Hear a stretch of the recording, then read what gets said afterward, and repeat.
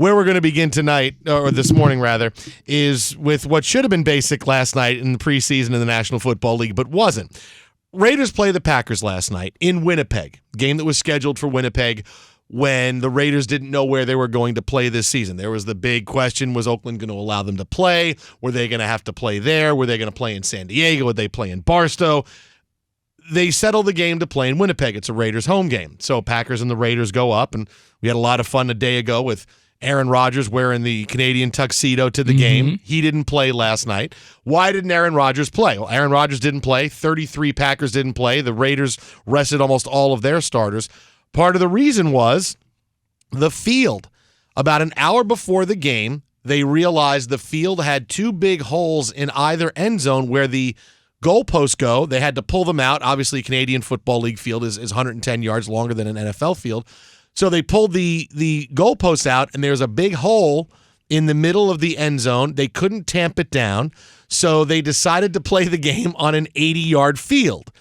Pop Warner. Yeah, no, this is like when I go to when I coach on Saturdays. I coach my daughter's soccer team. You get to the field, they go, "Hey, someone left a sprinkler on, so we can't use the regular end line. We got to move it up a little bit. We're going to move it over. So if you can have the parents cone the field up a little bit."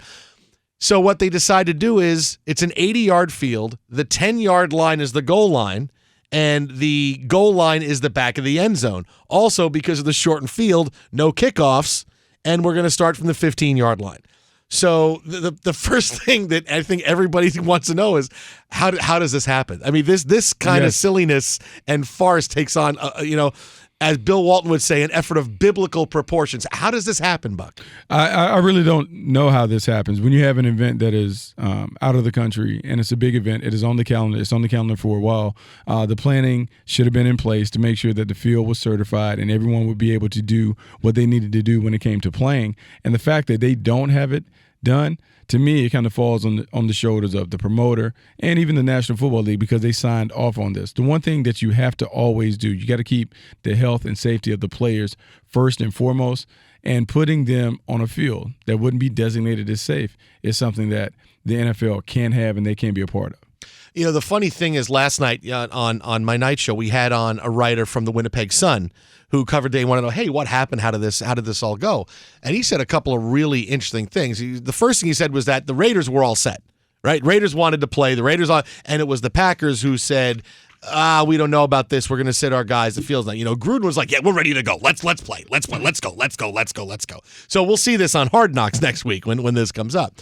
The other thing was that he told us he had his credential pulled because he woke up yesterday ready to go cover the game, and he had his credential pulled because he wrote a column about the game in the local paper, in the Winnipeg Sun, questioning the promoter and why the tickets were so expensive. They were like $400 tickets, and he had his credential yanked.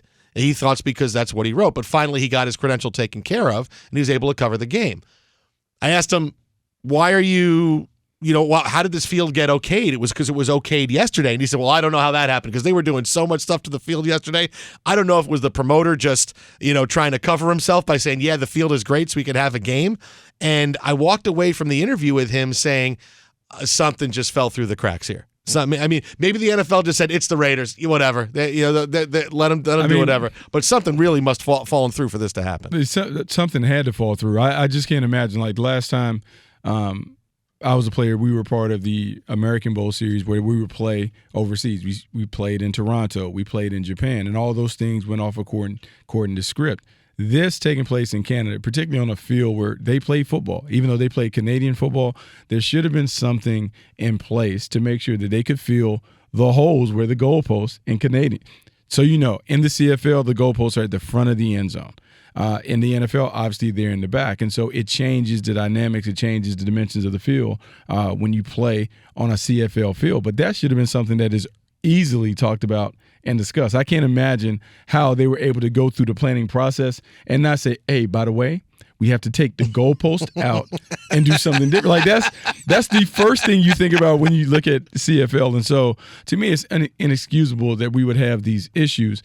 And I know that the Packers or the Raiders weren't planning to play their starters, but I feel like the people in Canada were kind of robbed of what could have been a nice show for maybe even a quarter with Aaron Rodgers playing and some of the other guys playing from both teams. Obviously the NFL's been playing in England for a long time, but now here's this game that happened in Winnipeg last night that probably shouldn't have gone off. And then you had, last year the game in Mexico City, a Hall of Fame game 2 years ago where their field, the field wasn't ready there, and the Packers were pissed because they were part of that game. They had the Hall of Fame field. Now they had this. Think about this. Think about what happened at Dayton, the practice. I think the practice where A.J. Green got hurt for the Cincinnati Bengals. Mm-hmm. The NFL is steadily trying to expand its outreach, and it's already the most popular sport in the country. What are we doing? What? You don't have to make it better. People are already attracted to the game. You don't have to make it a barnstorming tour where people are exposed to a game that everyone watches on Sundays. If it was a case where the NFL, I thought, was going to expand at some point, and we'd have a team in Canada, or we'd have a team in England, or we'd have a team in Mexico, then I understand. Okay, we're doing this to expand because we really want to get. But that's not going to happen. We're not going to expand. We're not going to get a 33rd team in Mexico City. They're not going to put a team in Winnipeg. And I understand. You want people to be exposed to the game, to see the game, to be able to kind of see, touch, feel the players. But at some point, when we've had so many issues with some of these games or some of these practices at different locations, sometimes you just keep the main thing the main thing. Don't try and expand. Just be great at what it is that you specialize in. And NFL ball in NFL stadiums has always worked.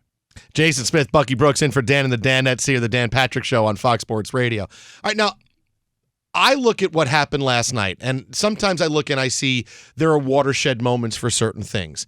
And last night you had the farce of the field with the Raiders and the Packers, and this is the third such situation we've had at least in the past 2 years.